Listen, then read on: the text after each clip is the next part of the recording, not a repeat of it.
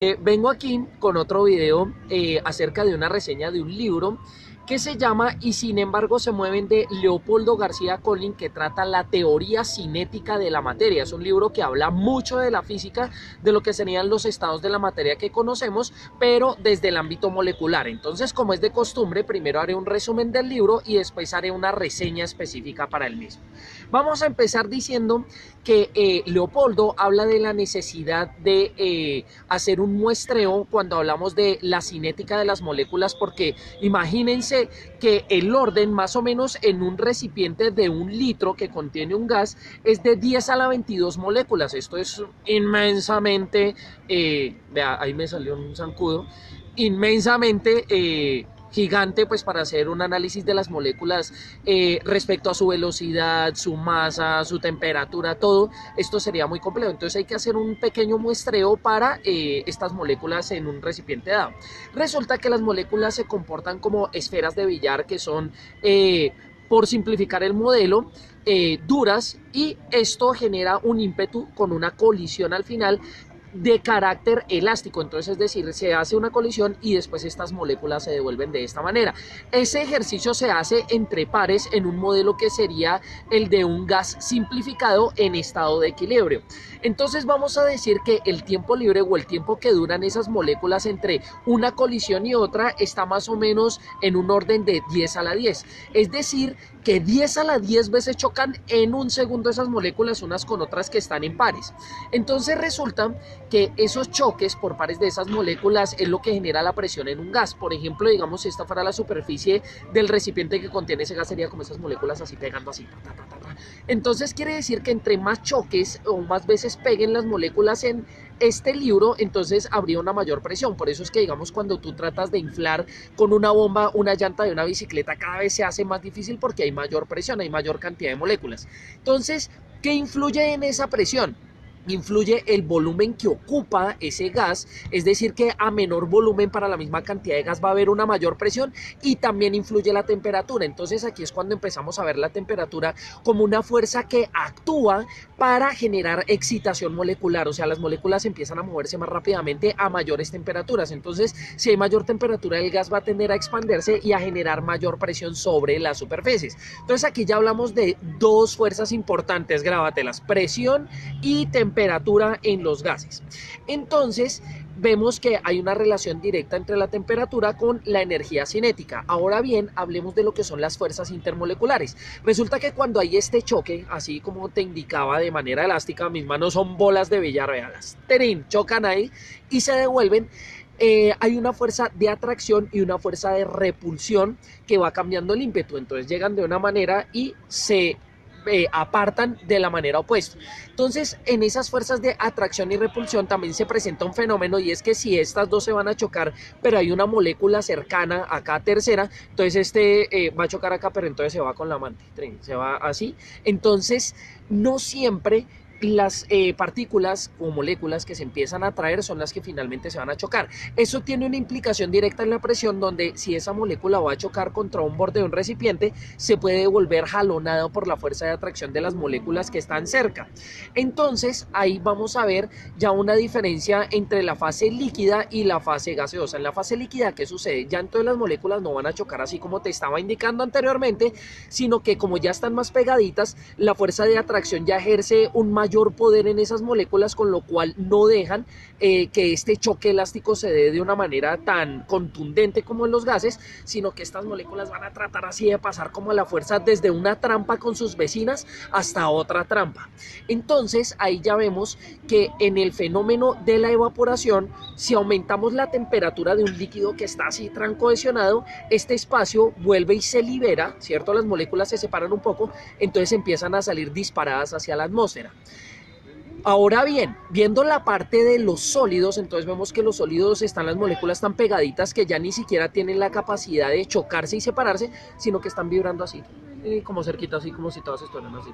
Sí, es el único movimiento posible entre ellas. Entonces ahí empezamos a ver lo que serían los cambios de la materia, o estos estados intermedios, en donde vamos a decir que de sólido a líquido es la fusión y de líquido a gaseoso es la evaporación. Entonces voy a ponerte el ejemplo, están las moléculas así vibrando, estado sólido, se aumenta la temperatura, entonces como ya se pueden separar un poco, entonces ya empieza a haber mayor cinética, ya se empiezan a mover, y si aumenta la temperatura hay mayor cinética, entonces empiezan a abrir y empiezan a subir hacia la superficie. De ahí vemos también el fenómeno contrario, que sería la condensación, que sería de gaseoso a líquido, y la solidificación, que sería de líquido a sólido. Ahora bien, esto sería en elementos en equilibrio, pero no todos se encuentran en equilibrio en la naturaleza. Entonces, para mirar este fenómeno de desequilibrio en un estado de la materia, entonces podemos trazar un plano así ficticio, Leopoldo lo dice, en donde vamos a decir que las moléculas que van de abajo hacia arriba y de arriba hacia abajo, en ese plano, cuando se encuentran, habría una equivalencia igual a cero. Pero a veces en ese plano se puede presentar, digamos, mayor agrupación de moléculas a un lado y menor agrupación de moléculas al otro. Entonces ahí se presentan varios fenómenos. El primero se llama difusión, que es cuando en ese plano hay mayor cantidad de masa de esas moléculas en un lado que en otro. Este fenómeno se puede explicar, por ejemplo, cuando botas una gota de tinta sobre el agua, que este se va expandiendo lentamente. Hablando ahora del ímpetu, que sería esa velocidad y esa dirección que tiene cada una de las moléculas, está el fenómeno de la viscosidad, que es lo que explica que yo meta, digamos, un dedo en un líquido y al principio yo rompo las primeras barreras suavemente, pero después entonces ya me atrapa la mano ahí como la boca de un caimán. Y tenemos también lo que sería la transferencia de temperatura, que sería la diferencia en relación a ese plano de más caliente y más frío al otro lado. Entonces siempre de la zona más caliente, estas moléculas que están agitadas por su temperatura van a tender a ocupar esas zonas más frías. Entonces, bueno, ahora vemos que hay otro concepto relacionado a esto, que son los procesos reversibles e irreversibles. Los procesos reversibles son los que, digamos, hay una perturbación de ese gas, de ese líquido, de ese sólido. Esa perturbación es una fuerza externa que altera su composición en equilibrio, con lo cual vuelve a recuperar su estado inicial. Por ejemplo, ahí cuando está la mamá, se está quemando el agua de la olla, entonces ahí está hirviendo, entonces se apaga el fogón y el agua vuelve a su estado inicial. Ese sería un fenómeno reversible. Pero por ejemplo, si supones el fenómeno de la gota de tinta que se va esparciendo por todo el agua, este es un fenómeno irreversible, porque ya regresar a las condiciones iniciales pues prácticamente es imposible. Entonces ahí empezamos a ver el concepto de entropía molecular en estos estados de la materia, que esta entropía se relaciona a estos eventos irreversibles. Entiéndase por entropía cuando hay un desorden de esas moléculas, porque tienen, digamos, como su libre albedrío y no siguen un orden o un patrón específico.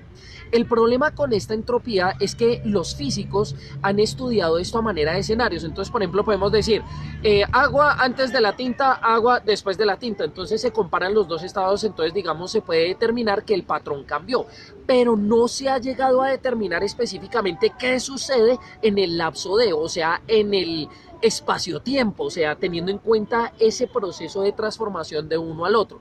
Esto ya no sería volver al estado anterior, porque el patrón cambió. Entonces, bueno, aquí tenemos como un resumen breve de lo que sería el libro y sin embargo se mueven, de Leopoldo García Colín, Teoría Cinética de la Materia, al cual le voy a dar una reseña de 5 de 5. Es un libro supremamente completo, tiene ilustraciones, venga a ver si vean. Por ejemplo, aquí tiene ilustraciones como que le van a uno explicando las cosas. Sin embargo, tiene un lenguaje físico que no es tan fácil de entender, hay que masticarlo lentamente. Una ventaja que sí tiene este libro, a propósito, es que hace una interpolación a lo que podría ser la explicación del condensado Bose-Einstein, donde en el cero absoluto, como ya estamos hablando de que la cinética tiene que ver con la temperatura, en el cero absoluto la cinética es así totalmente quieta, hablamos de moléculas que ya no tienen libre albedrío, por lo tanto se van a mover como un superátomo. Te recomiendo que te veas la película Spectral de Netflix, que habla específicamente sobre esto. Finalmente, entonces, también vemos cómo la fuerza cinética de esta materia es supremamente importante para la concepción de lo que es la cuarta dimensión en la que estamos envueltos. Ya no te voy a aburrir más con este carretazo, ya de estar ahí como así despeinado de todos estos conceptos. Solo quería darte esta reseña.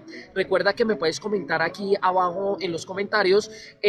Recuerda suscribirte si no lo has hecho, marcar la campanita para que te lleguen las notificaciones de los próximos videos que iré sacando en el canal Globus Biogestión. Y también puedes seguirme en mis otras redes sociales, como en Twitter con @biogestión_alpiso.co y en Facebook como @biogestión.com.